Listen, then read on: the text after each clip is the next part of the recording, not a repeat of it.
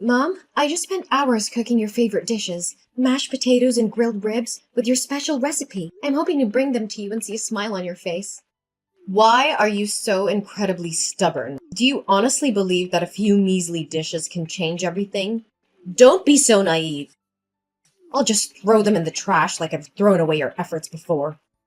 But this is what you always said you wanted to eat during your hospital days. I woke up early this morning just to prepare these dishes for you, Mom. I did it because I want to make you happy, even if it's just for a moment. If you truly cared about my happiness, you would do as I say. Divorce my son immediately. I can't believe this, Mom. What happened to you? Everything was perfectly fine just a week ago. Do you remember when you were in the hospital? You told me how lucky you felt to have me as your daughter-in-law.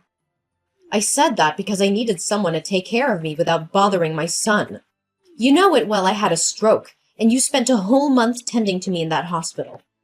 With only one son, I couldn't burden him and certainly couldn't afford to hire help. So I pretended to like you just to exploit your care until I recovered. But now that I'm healthy again, I have no use for you. Divorce my son and take your daughter away from my family. I'll give you $200,000 to find a new place to live. No, Mom. Is there something you're hiding from me? Is that why you're behaving like this? This isn't the mother-in-law I've known and loved. Remember all those times you showered me with affection and care? You bought me delicious food and beautiful clothes.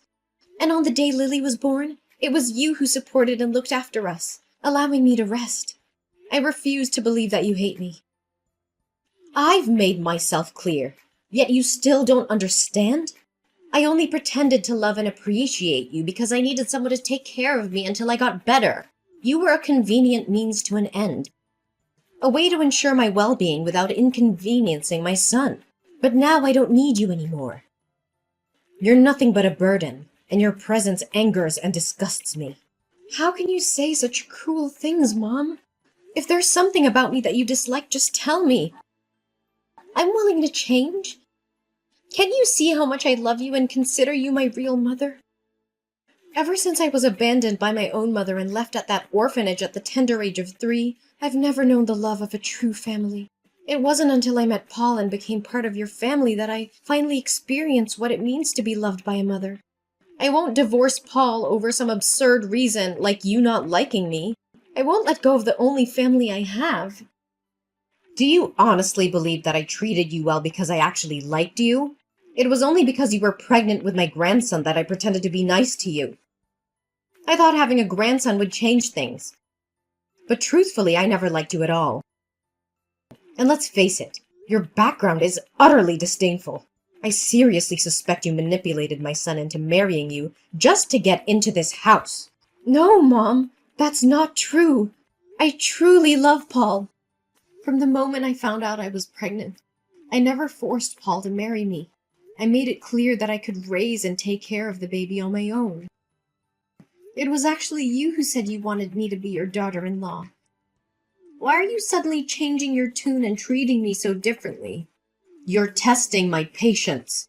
You need to divorce Paul immediately for my sake. This home is no longer a place for you and your daughter. You're just a useless, weak daughter-in-law. But this is all so sudden for me. Have you forgotten how much I love you? Do you remember 3 months ago when you had a stroke and had to be hospitalized for over a month? It was me who resigned from my job to be by your side day and night. I changed diapers, fed you porridge, and even accompanied you to physical therapy. Wasn't our love still strong then? Are you saying that you treated me well because you wanted someone to take care of you for free? Then why did you push my hand away when I tried to change your diaper? Why did you insist on doing it yourself? Can you see how absurd this all is? Oh, now you're sitting here trying to take credit for everything? Do you want more money to divorce my son? Fine.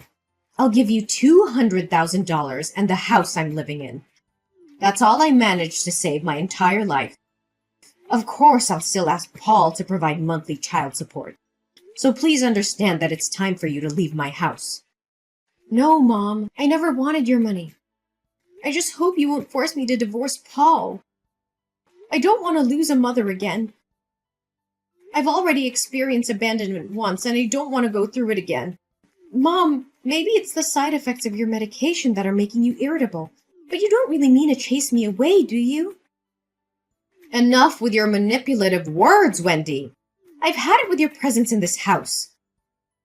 I never loved you, and I never will. You're nothing more than a burden, a stain on our family. Mom, I can't believe you're still insisting on this. Divorcing Paul is not the solution.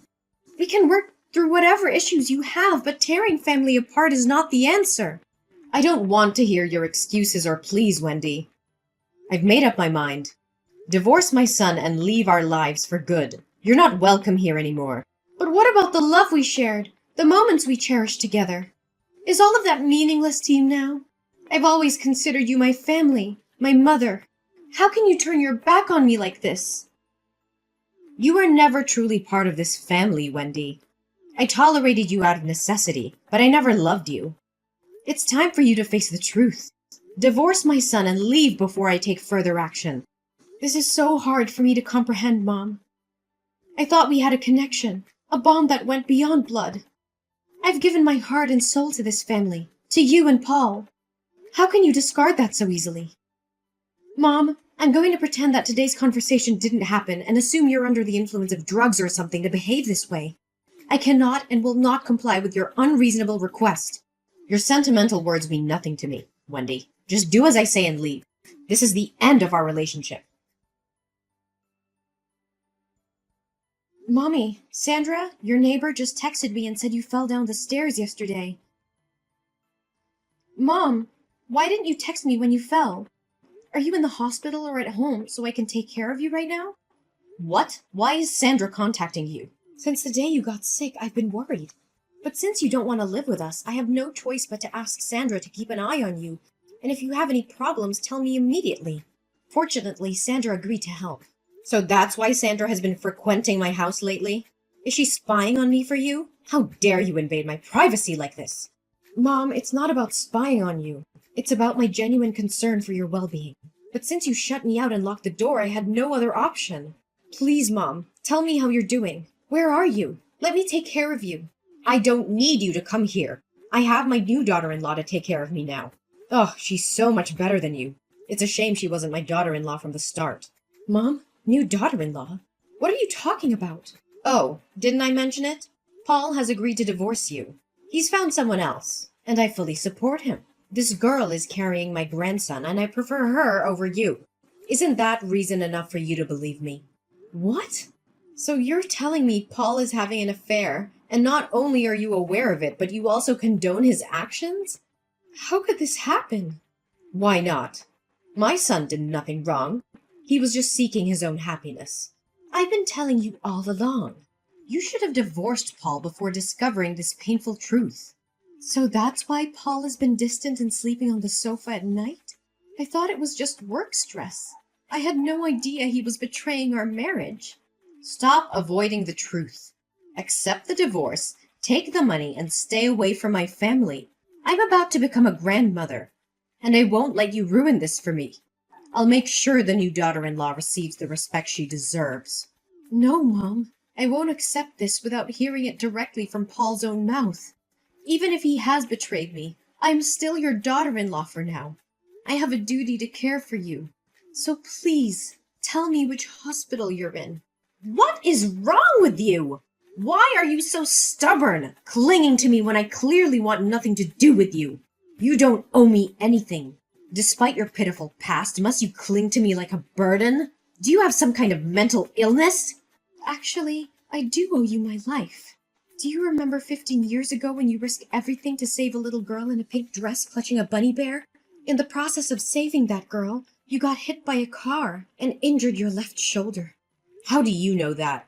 Did I ever tell you this story? Or did Paul mention it? I never disclosed the details to anyone. Because I am that girl. The day you saved me, I was with a family who was considering adopting me and a supervisor. But as we crossed the street to enter a cafe, they left me behind, abandoning me without a second thought. Being young and oblivious, I chased after them, unaware that the traffic light was about to change. Just as I was about to step onto the road, You pushed me out of harm's way. When I turned around, I saw you lying on the ground, injured by the car. You saved me from a devastating car accident, and I will never forget the love and sacrifice you showed me. What? Is this true? How is it even possible? If you already knew the truth, why didn't you tell me for the past 4 years? Actually, I only discovered this a few months ago when I was giving you a bath at the hospital. I noticed the scar in your left arm from the accident, and I found the same clothes as the woman in the accident among your old belongings when I was cleaning your house. Out of curiosity, I asked Paul, and he confirmed the story with the same time and place. The world must be playing some cruel game. But wait, you mentioned a family interested in adopting you that day. So why did you end up in an orphanage, enduring years of loneliness? After the incident, they believed I was an omen of bad luck, a bringer of misfortune. They refused to adopt me, and the rumor spread. From then on, no family wanted to adopt me. It's difficult to comprehend. How can people harbor such irrational thoughts? Nevertheless, I'm grateful that the little girl I saved grew up to be kind and respectful. Mom, do you realize that you've been acting strange lately? Just a while ago, you were cursing and insulting me, and suddenly you turned into the gentle, loving mother you used to be. I am simply relieved that I didn't save the wrong person. But don't mistake my relief for affection. My stance remains unwavering. You must divorce my son immediately. Fine, I will take your demand into consideration. But until then, I will continue taking care of you as your daughter-in-law. I am indebted to you for saving my life, and I won't abandon you when you need support. There are no feelings of love involved, just gratitude. Is that clear? I don't require your gratitude or anything else. Just stay away from me. If you expect me to divorce Paul, then you must allow me to care for you during this time. I won't be ungrateful and forsake my savior in her time of need. Ugh, you are incredibly stubborn. Fine, I will share my location with you. But once I've recovered, you will divorce Paul, and I never want to see you again. Mom, why didn't you inform me about your illness? Is that why you were trying to separate us? What are you talking about? Illness? What's wrong with you? I'm perfectly healthy. Stop hiding it from me. I already know the truth. You didn't have to act like nothing was happening. No what? Are you referring to the incident where I fell down the stairs? It's been a while and I'm fine. Besides, it wasn't a serious injury, so there's no need for concern, right? No, Mom. I'm talking about your high risk of hemiplegia and early signs of Alzheimer's. What's all this about? What are you trying to say? Today, when I went to the hospital to retrieve an item I had left behind during my previous visit, I bumped into the doctor who treated you when you had a stroke. He gave me a notebook you had forgotten. Accidentally, I dropped it and read its contents. It's a notebook where you record all your important information, characteristics, and relationships, including mine, Paul's, and my daughter's. It seemed strange to me, so I asked the doctor about it. He informed me that you were showing early signs of Alzheimer's, and the notebook is meant to help you remember your loved ones. I don't understand what you're talking about. Just because I keep a notebook to jot down some information doesn't mean I have Alzheimer's. Don't believe him, he's talking nonsense.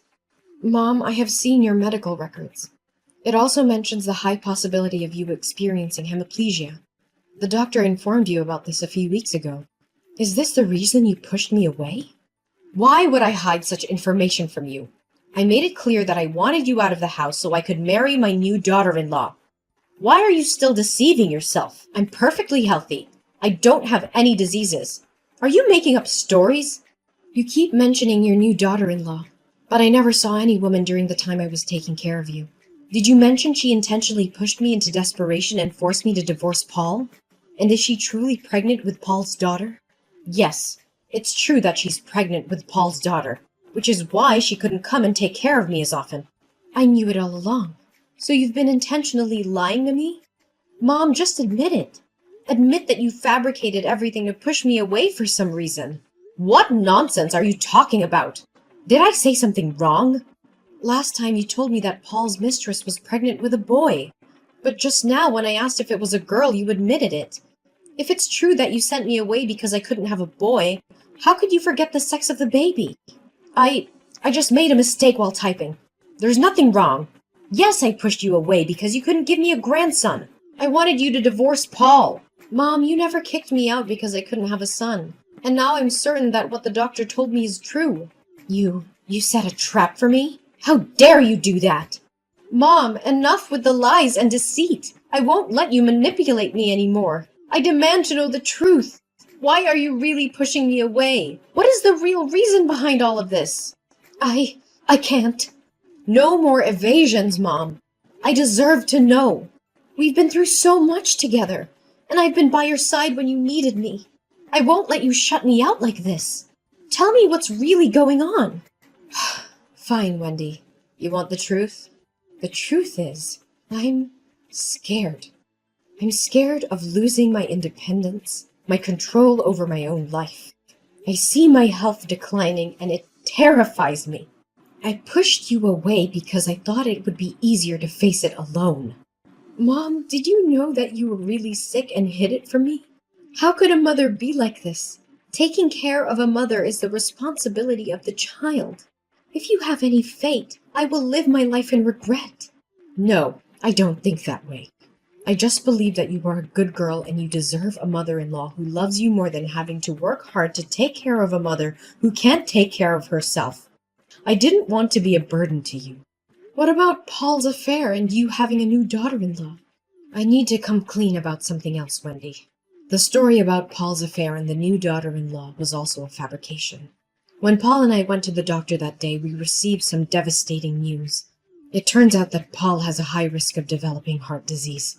We were devastated and didn't want to see you suffer or carry the burden of taking care of both of us. Paul has heart disease? Why didn't you tell me? We don't want you to know about this. So in a misguided attempt to protect you, we made up that story to make you feel hurt and push you away. We thought that if you believed we didn't want you around, you would find happiness elsewhere. But deep down, we knew you were so compassionate and dedicated that you wouldn't easily give up on us. That's why we resorted to those desperate measures. It was a flawed decision made out of fear and a misguided sense of protection. Mom, I can't believe you would go to such lengths to shield me from pain. I understand that your intentions came from a place of love, but fabricating those stories only caused more damage.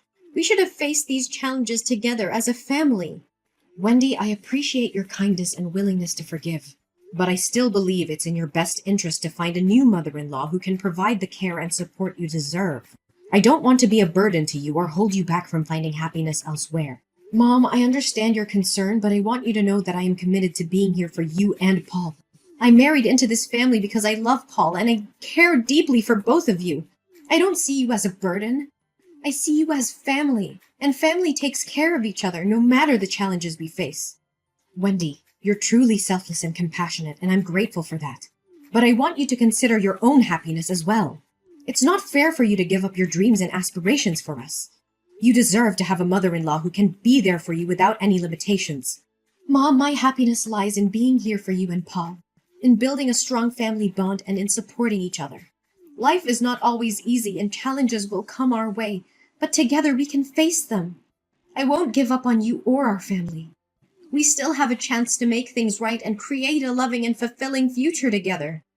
Wendy, I may have underestimated your dedication and the depth of your love. I'm grateful to have you as my daughter-in-law, and I will cherish our relationship. Let's embrace the future with hope and resilience, knowing that we are stronger together. Thank you, Mom. I believe that by facing these challenges head-on, we can strengthen our bond and find happiness within our family. I won't let you face this alone, and I promise to do my best to care for you and Paul. In a twist of fate, Pamela's timely medical treatment prevented her from experiencing hemiplegia. However, her battle with Alzheimer's disease persisted, causing her moments of forgetfulness and confusion. I, with my unwavering love and support, stood by Pamela's side, offering her strength and care during the challenging times. Pamela may have forgotten moments and faces, but she never forgot the warmth and care that surrounded her. Paul, on the other hand, faced a health crisis of his own and was hospitalized for a period of time. It was a difficult and trying period for the family, but I remained a pillar of strength, providing Paul with the support and encouragement he needed to overcome his illness. Through the ups and downs, my devotion to my family never wavered. I tirelessly cared for Pamela, ensuring her safety and comfort, even as her memory faded. My unwavering love and patience became the anchor that held my family together during our toughest moments. As time passed, Pamela's condition continued to deteriorate, and her moments of clarity became fewer. However, the love between Pamela, Paul, and I grew stronger. We cherished the moments of lucidity, cherishing the memories we could still create together.